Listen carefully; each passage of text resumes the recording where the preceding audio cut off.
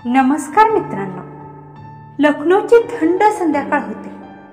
गंगेच्या किनाऱ्यावर वाहणारा गार वारा आणि आकाशात मावळणारा सूर्य जणू एखाद्या प्रेम कथेची सुरुवातच होत होती.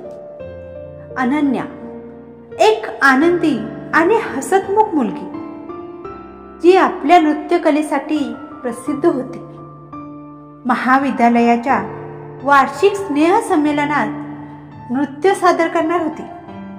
दुसरीकडे आरव एक शांत आणि विचारशील मुलगा, जो फोटोग्राफीचा चाहता होता. त्याच स्नेह संमेलनात छायाचित्रे टिपण्यासाठी आलेला होता. अनन्या मंचावर नृत्य करत होती आणि आरवच्या कॅमेऱ्याची नजर सतत तिच्यावर टिकून होती. तिच्या प्रत्येक हालचाली, तिचे हावभाव तो आपल्या लेन्समध्ये कैद करत होता.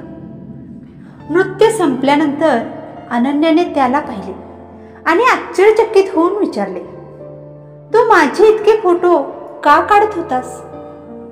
आरव हलकासा हसला आणि म्हणाले, कधी कधी काही क्षण इतके सुंदर असतात की ते कायमचे साठवून ठेवावे. या क्षणापासून त्यांच्या कहाणीची सुरुवात झाली.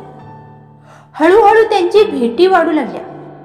मैत्री अधिक घट्ट होत गेली आणि एका न बोललेल्या भावनेने त्यांचं मन व्यापून टाकलं. पण ही भावना कधी शब्दात व्यक्त होईल का?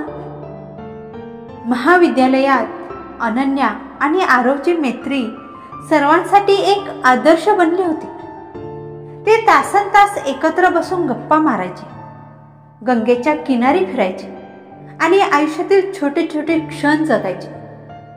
पण या मैत्रीच्या आड लपलेले प्रेम मात्र कुणालाच कबूल करता येत नव्हते.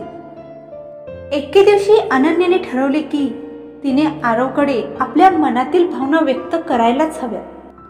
तिने आरवला महाविद्यालयाच्या बागेत बोलावले. आरव, मला तुझ्याशी काही बोलायचं आहे, अनन्याने धीर एकवटून म्हटलं. आरवने तिच्या डोळ्यात पाहिले. त्याचे हृदय जोर जोरात धडधडू लागले. पण त्या क्षणी त्याचा फोन वाजला. कुटुंबाकडून आलेला तो कॉल त्यांच्या नात्यात मोठा वळण घेणारा होता. आरवला त्याच्या वडिलांच्या व्यवसायामुळे मुंबईला जावे लागणार होते. अनन्यासाठी हे एक मोठे आघात होते.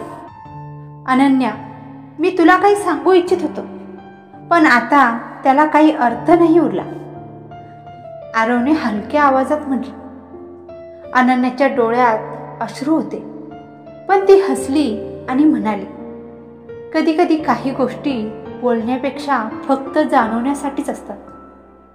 त्यांचं प्रेम या अंतराच्या परीक्षेत यशस्वी होईल का? वर्षे उलटली. अनन्या आता एक प्रसिद्ध कथक नृत्यांगना बनली होती आणि आरव मुंबईत एक यशस्वी छायाचित्रकार. त्यांचे जीवन पुढे सरकले होते, पण त्यांच्या मनात कोपऱ्यात एक अपूर्ण कहाणी अजूनही धडधडत होती. एके दिवशी दिल्लीतील एका फोटोग्राफी प्रदर्शनात अनन्या आपल्या काही मित्रांसोबत गेली.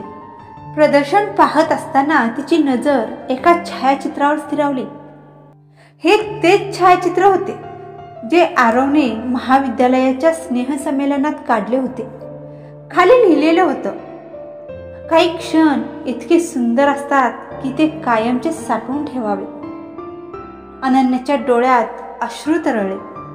तेव्हाच मागून एक ओळखीचा आवाज आला. आता तरी तुला वाटतंय का की काही गोष्टी बोलण्यापेक्षा जाणवण्यासाठी असतात? अनन्याने मागे वळून पाहिले. समोर आरव उभा होता, हलक्या हसणाऱ्या चेहऱ्याने. वर्षानुवर्षाचे अंतर त्या एका क्षणात मिटले. त्यांची प्रेम कहाणी आता पूर्ण होईल का, की नीती त्यांच्यासाठी अजून एक परीक्षा ठेवून आहे? दिल्लीतील त्या भेटीनंतर अनन्या आणि आरव यांच्यात पुन्हा गोड बोलणे सुरू झाले. दोघांचे करिअर वेगवेगळ्या दिशांनी गेले होते, पण त्या आठवणी अजूनही जिवंत होत्या.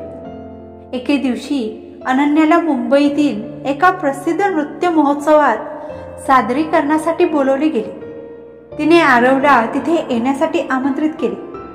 आरवने ते निमंत्रण स्वीकारले आणि पुन्हा एकदा तिचे नृत्य पाहण्यासाठी उत्सुक झाला. त्या रात्री अनन्याने स्टेजवर अप्रतिम नृत्य केले. सादरीकरणानंतर आरव तिच्याकडे गेला आणि म्हणाला, तुझ्या नृत्यात ती जादू आहे जी पहिल्यांदा पाहिली होती. अनन्या हसली आणि म्हणाली, आणि तुझ्या नजरेत अजूनही तीच प्रेमभरी जाणीव आहे. त्या कार्यक्रमानंतर आरव आणि अनन्या पुन्हा एकत्र आले. आता दोघेही परिपक्व झाले होते आणि भूतकाळातील चुका सुधारायच्या होत्या. एका संध्याकाळी समुद्रकिनारी बसून आरवने अनन्याच्या हातात एक सुंदर फोटोग्राफ दिला, तिच्या पहिल्या नृत्याच्या दिवशीचा. त्यावर लिहिले होते, ही गोष्ट अपूर्ण राहू नये, आपण पूर्ण करूया. अनन्याच्या डोळ्यात आनंदाश्रू तरळले आणि तिने हलकेच मान डोलवली. त्या रात्री चंद्रप्रकाशात दोन जीवांचे एकत्र येणे ठरले होते. प्रेमाला दुसरी संधी मिळाली होती आणि यावेळी ते एकमेकांना सोडणार नव्हते. अखेर दोघांचं सुद्धा स्वप्न पूर्ण झालं. मग काय मित्रांनो, कशी वाटली तुम्हाला आरव आणि अनन्याची प्रेमकथा? आवडली असेल तर एक लाईक, कमेंट आणि सबस्क्राईब करायला विसरू नका. भेटूया पुढच्या नवीन कहाणीमध्ये.